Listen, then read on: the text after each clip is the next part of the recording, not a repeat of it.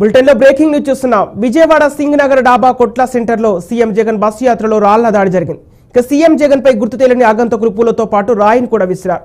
ఇక ఈ ఘటనలో జగన్ ఎడమ కంటి పై భాగంలో రాయి బలంగా తగిలింది. దీంతో కన్ను స్వల్పంగా వాచింది. వెంటనే అప్రమత్తమైన సిబ్బంది ముఖ్యమంత్రికి ఫస్ట్ ఎయిడ్ చేశారు. ప్రథమ చికిత్స తర్వాత సీఎం జగన్ బస్సు యాత్ర కొనసాగింది.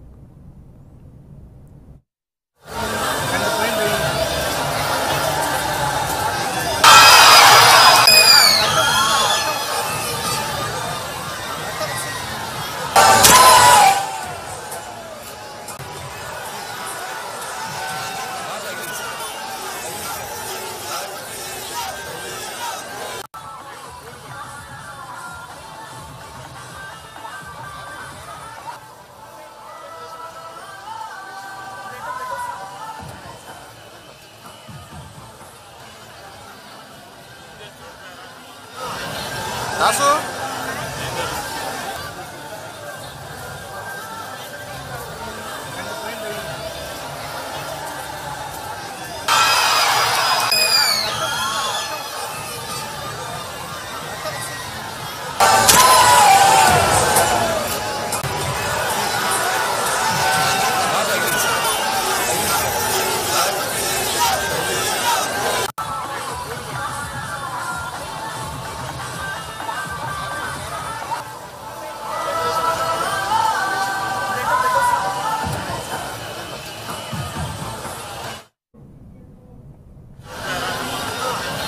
Dasu?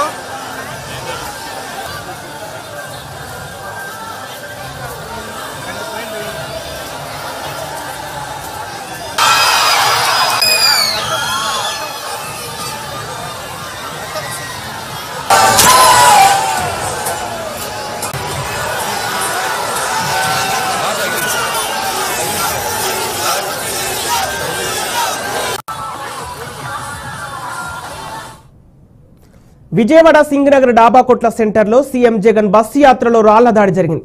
సీఎం జగన్ పై గుర్తు తెలియని ఆగంతకులు పూలతో పాటు రాయిని కూడా విసిరారు. ఇక ఈ ఘటనలో జగన్ ఎడమ కంటిపై భాగంలో రాయి బలంగా తగిలింది. దీంతో కన్ను స్వల్పంగా వాచింది. ఇక వెంటనే అప్రమత్తమైన సిబ్బంది ముఖ్యమంత్రికి ఫస్ట్ ఎయిడ్ చేశారు. ప్రథమ చికిత్స తర్వాత సీఎం జగన్ బస్సు యాత్ర కొనసాగింది. దీనికి సంబంధించిన పూర్తి డీటెయిల్స్ మా విజయవాడ ప్రతినిధి శ్రీనివాస్ ఫోన్ ద్వారా అందిస్తారు.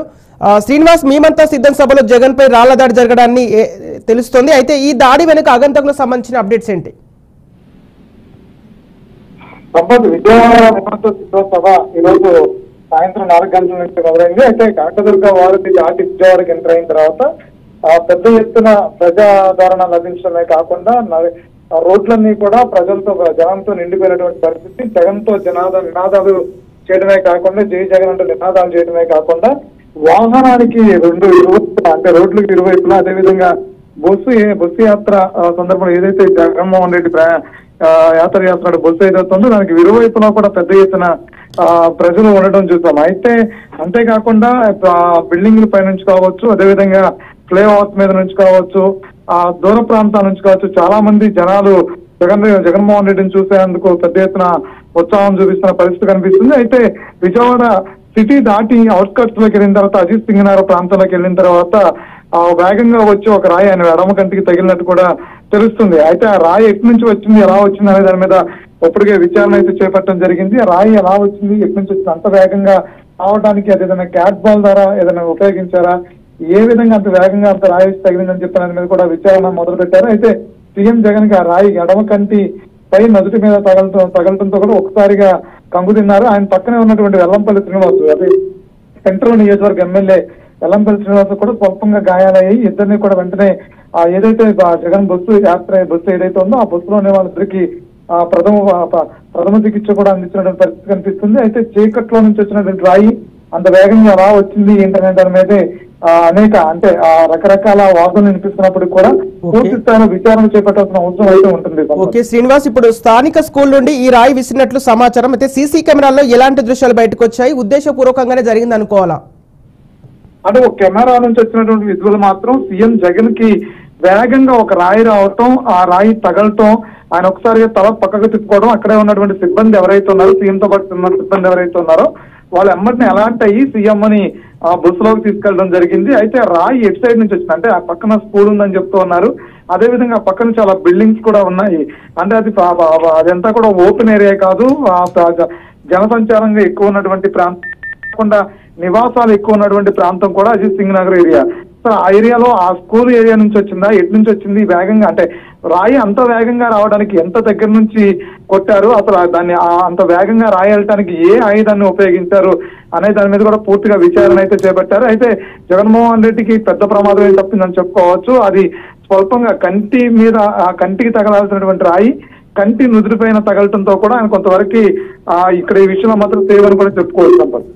ఓకే శ్రీనివాస్, ఇప్పుడు సీఎం జగన్ ఆరోగ్య పరిస్థితి ఏ విధంగా ఉంది? అలాగే ఈ ఘటనలో సీఎం జగన్ పక్కన ఉన్న ఎమ్మెల్యే వెల్లంపల్లికి కూడా ఒక గాయాలన్నట్టు తెలుస్తోంది. అతని ఆరోగ్య పరిస్థితి ఏంటి? వైద్యుల నుంచి ఎలాంటి సమాచారం ఉంది?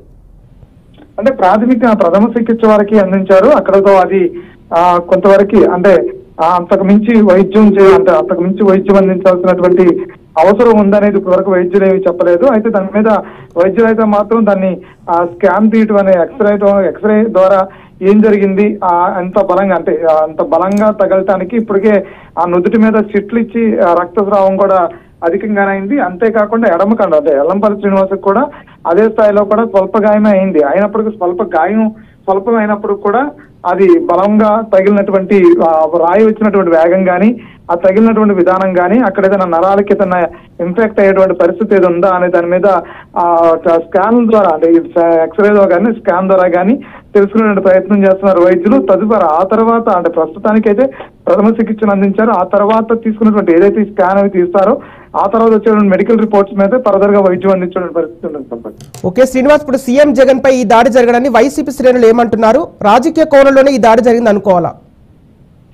అంటే ఇప్పటికే వైసీపీ నేతల్లో చాలా వరకు అసంతృప్తి అని చెప్పుకోవచ్చు. ఎందుకంటే జగన్మోహన్ రెడ్డి దాదాపుగా రాయలసీమ ప్రాంతం నుంచి కూడా విజయవాడ ప్రాంతం వరకు కూడా బస్సు యాత్ర చేసుకుంటూ వచ్చారు. అనేక బహిరంగ సభల్లో కూడా ఆయన ప్రసంగిస్తూ వచ్చారు. చాలా సందర్భాల్లో ఆయన బస్ పై నుంచి కూడా అభివాదం తెలియజేస్తూ వచ్చారు. విజయవాడ నగరంలోకి వచ్చిన తర్వాత అంటే తాడేపల్లి ప్రాంతంలో కూడా ఆయన బస్ పై నుంచి ఎక్కడా కూడా అభివాదం చేయలేదు.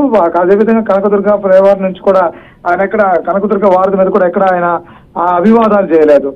విజయవాడ నగరంలోకి వచ్చిన తర్వాత పూర్తి స్థాయిలో జనసందోహం ఎక్కువ అయిపోవటం, అంతేకాకుండా ఆ జనాలందరూ కూడా ముఖ్యమంత్రి జగన్మోహన్ రెడ్డి నినాదాలు చేయడం, జై జగన్ జై జగన్ నినాదాలు చేయడంతో కూడా ఆయన ప్రజలకు అభివాదం చేసేందుకు విజయవాడ నగరంలోకి వచ్చిన తర్వాత ఆయన బస్ పై రావడం జరిగింది. అదే కంటిన్యూ చేస్తూ కూడా అజిత్ సింగ్ నగర్ వరకు వెళ్లారు. అయితే అజిత్ సింగ్ నగర్కి వెళ్ళిన తర్వాత ఆ ప్రాంతంలో అనుకోకుండా జరిగినటువంటి ఈ సంఘటనకు సంబంధించి వైసీపీ నేతలందరూ కూడా పెద్ద ఎత్తున మొదట్లో కొంత కోపాధ్యక్షులయ్యారు. అంతేకాకుండా ప్రధానంగా అసంతృప్తిని వెళ్ళగలుగుతున్న పరిస్థితి అయితే కనిపిస్తుంది. అంటే ఇటు పోలీసుల వైఫల్యం కూడా కొంతగా చెప్పుకోవచ్చు. అంతేకాకుండా చుట్టుపక్కల ఉండే పరిసర ప్రాంతాలంతా కూడా పోలీసు పహారా కంపల్సరీ ఉంటుంది. అంటే ప్రాంతం ఏదైతే ఉందో ఆ ప్రాంతం అంతా కూడా ప్రోటోకాల్ పరిధిలో మనం చూసినట్లయితే కనుక పక్కాగా ఆ ఏరియా అంతా జల్లెడు పెడతారు. ఆ ఏరియాలో అనుమానాస్పదంగా ఉండే వాళ్ళని ఎవరిని రానరు. అంతేకాకుండా నిషేధ ప్రదేశాలు ఏవైతే ఉంటాయో ఆ ప్రదేశాల్లో కూడా ఎవరిని కూడా అనుమానాస్పద వ్యక్తులు వెళ్ళటం కానీ ఇతర వ్యక్తులు వెళ్ళటం కానీ వెళ్ళనరు. అంతేగాని నివాసాల మీద పైనుంచి డాబా పైనుంచి పెద్ద పెద్ద బిల్డింగ్లు కానీ అపార్ట్మెంట్ పైనుంచి కూడా పోలీసు పహారా కాస్తూ ఉంటారు. ఆ పహారా కాయటమే కాకుండా ఇవి సీసీ కెమెరాలు కావచ్చు, అదేవిధంగా మీడియా కవరేజ్ చేస్తున్నటువంటి కెమెరాలు కావచ్చు, చాలా కెమెరాల వరకు కూడా మొత్తం అన్ని కూడా కవర్ చేస్తున్నటువంటి నేపథ్యం కూడా ఉంటుంది.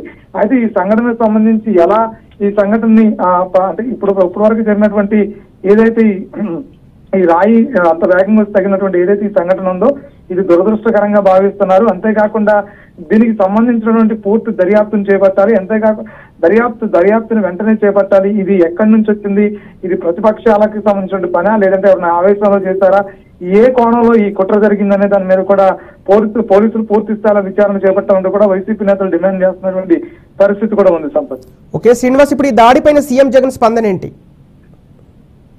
ప్రసంగతే ముఖ్యమంత్రి జగన్మోహన్ రెడ్డి దీని మీద ఎలాంటిగా ఆయన ఇప్పుడు వరకు ఏమీ స్పందించలేదు. జస్ట్ ఆయనకి దెబ్బ తగిలిన వెంటనే కూడా బస్సులోకి వెళ్ళారు. బస్సులోకి వెళ్ళి వెంటనే ఆయన ప్రాథమిక చికిత్స ఏదైతే ఉందో ఆ చికిత్సను కూడా తీసుకున్నారు. తర్వాత అక్కడి నుంచి కూడా మళ్ళా యథావిధిగానే ఆ బస్సు యాత్రని కంటిన్యూ చేస్తున్నారు. ప్రజలకు అభివాదం చేస్తూ కూడా కంటిన్యూ చేస్తూ వెళ్తున్నారు. అయితే మరి ప్రస్తుతానికి ఒక బ్యాండేజ్ ని కూడా వేసుకోకుండా ఆ తగినటువంటి గాయం ఏదైతే ఉందో అక్కడ రక్తస్రావం కాకుండా ఉండేందుకు వైద్యులు కొంతవరకు ట్రీట్మెంట్ చేశారు కాబట్టి రక్తస్రావం అయితే ఆగిపోయింది. అక్కడ నుంచి యథావిధిగా ఆయన మన బస్సు యాత్ర కంటిన్యూ చేస్తూ వెళ్తున్నారు.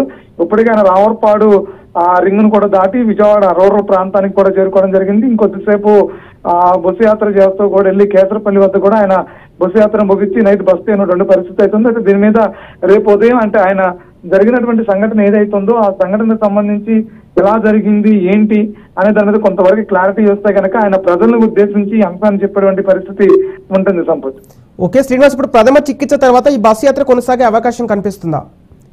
ఆల్రెడీ బస్సు యాత్ర కంటిన్యూ అవుతూనే వస్తుంది. ఆయన ప్రథమ చికిత్స తీసుకున్న ఆ మరు సెకండ్ నుంచి కూడా యథావిధిగా అంటే ఎలా అయితే ప్రజలకు అభివాదం చేస్తూ వెళ్తున్నారో అదే విధంగా ప్రజలకు అభివాదం చేస్తూ కూడా అజిత్ సింగ్ నగర్ మీదుగా కండ్రిక నుంచి ఔటర్ రింగ్ రోడ్ నుంచి రామర్పాడు చేరుకున్నారు. రామర్పాడులో కూడా ఆయన పెద్ద ఎత్తున ఘన స్వాగతం లభించింది. అక్కడ వల్లభనేని వంశీ అనుచరులందరూ కూడా పెద్ద ఎత్తున అక్కడ చేరుకోవడమే కాకుండా రామర్పాడుకు ఆ రింగ్ వద్ద పెద్ద ఎత్తున ప్రజలు కూడా అంటే రాత్రి 10-10:30 అవుతున్నప్పుడు కూడా పెద్ద ఎత్తున ప్రజలు కూడా రోడ్డుకి ఇరువైపులా కూడా ఉండి ఆయన స్వాగతం పలకడమే కాకుండా జై జగన్ అంటూ నినాదాలు చేస్తూ ఉన్నారు.